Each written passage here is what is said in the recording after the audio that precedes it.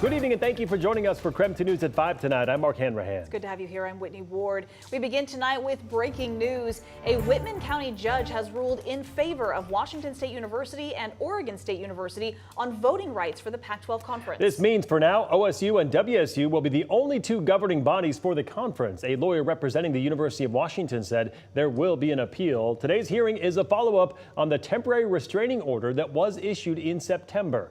It was put into place after Washington State and Oregon State universities filed a lawsuit to prevent the departing Pac-12 schools from making decisions on the conference's future. And we have a crew in the courtroom in Colfax tonight. We'll make sure to bring you the very latest on this decision coming up on KREM 2 News at 6. Some more breaking news at this hour. The U.S. House of Representatives has passed a spending bill to avoid a government shutdown.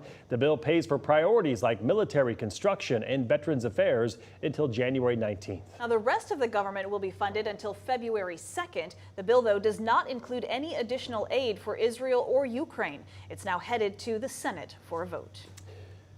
Well, this afternoon we spoke with Mayor Nadine Woodward following her concession to Lisa Brown. Elections results show Brown is on track to unseat the current mayor by a margin of nearly 3,000 votes. KREM 2's Janelle Finch sat down with the Spokane mayor today to reflect on her last 4 years in office.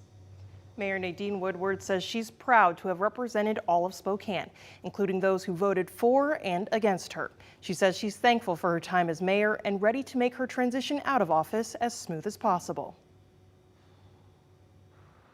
For the last 4 years, Mayor Nadine Woodward has occupied the top floor office of City Hall. It's a position she says she didn't always see for herself. An honor for me to have served the city that I love in a way that, my goodness, years ago, I never would have anticipated being in this place. But she says it was the potential for change and love for the city that encouraged her to run back in 2019. I'm proud of what we've been able to accomplish.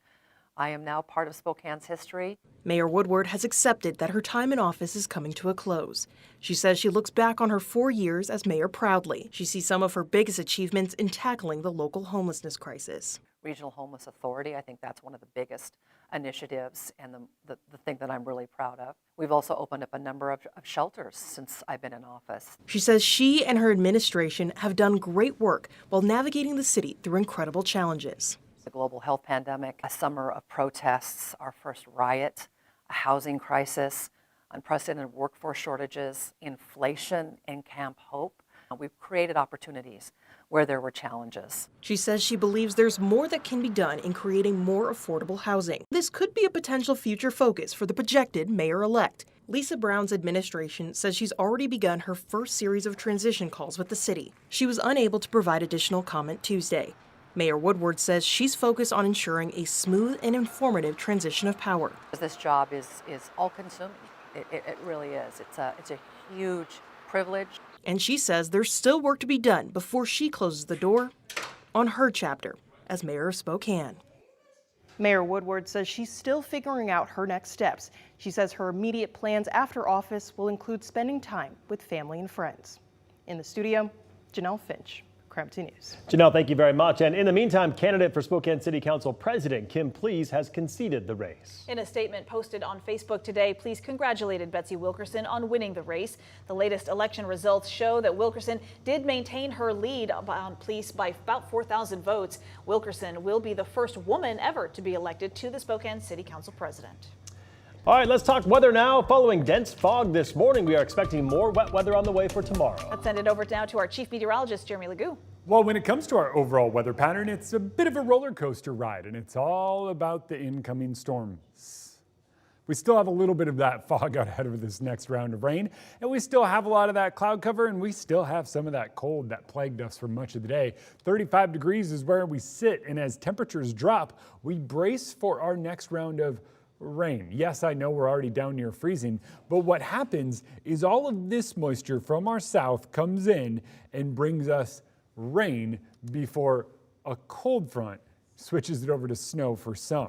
It starts as rain in the middle of the night and we wake up to more widespread showers to start the day. It does look like it kind of centers right over the top of us in Spokane and Coeur d'Alene down through Ritzville and even Moses Lake. Eventually, rain turns to snow in the afternoon as the cold front moves in, dropping some of those snow levels down to about 3,000 feet and even bringing some snow to some of those northern communities. By tomorrow night, it moves out and we're back to the morning fog and afternoon sun pattern through about the end of the week. Tomorrow, wet and cool. 42, but 42 this time of year seems to be about dead on average. Thursday winds up a little cooler because of the cold front, waking up in the 20s, topping out in the upper 30s. And by Friday, we're back to a mild afternoon after a morning that winds up being a cold one. All right, Jeremy, thank you. Happening this week for the first time in more than 10 years, a new section of the North Spokane Corridor is set to open. A ribbon-cutting ceremony is planned for this Thursday afternoon. WashDOT will reopen 1.5 miles of the highway between Freya Street and Wellesley Avenue in Hilliard, in the Hilliard neighborhood. The Wellesley interchange will connect the northern chunk of the freeway that drivers have already used for years. The big excitement from this piece is it adds another 2.5 miles of drivable length to the freeway to Wellesley. A lot of people have been asking when Wellesley will be open. Our goal that we're shooting for is that it'll be open by mid-November. So local, state, and federal officials will join WashDOT now, and they will have that ribbon-cutting ceremony. In other news, the Spokane Regional Health District has a new administrative officer. After more than a year with that position being vacant, Alicia Thompson was appointed during a special Board of Health meeting just last week. Thompson has worked in healthcare for more than 25 years and graduated from Lewis and Clark High School here in Spokane. After her time in the National Guard, she attended Whitworth University as well as Eastern Washington. The administrative officer position has been open since September last year when former administrator Amelia Clark resigned and said that she planned to accept a position out of state. Happening tonight, the Spokane Valley City Council is talking about how to spend $1 million in extra COVID money at their meeting tonight. Earlier this year, the council decided to use that money to pay for a mental health program for students. It is fully paid for now, so the council has to decide again what they want to do with that extra money. That meeting is scheduled to start at 6 o'clock tonight.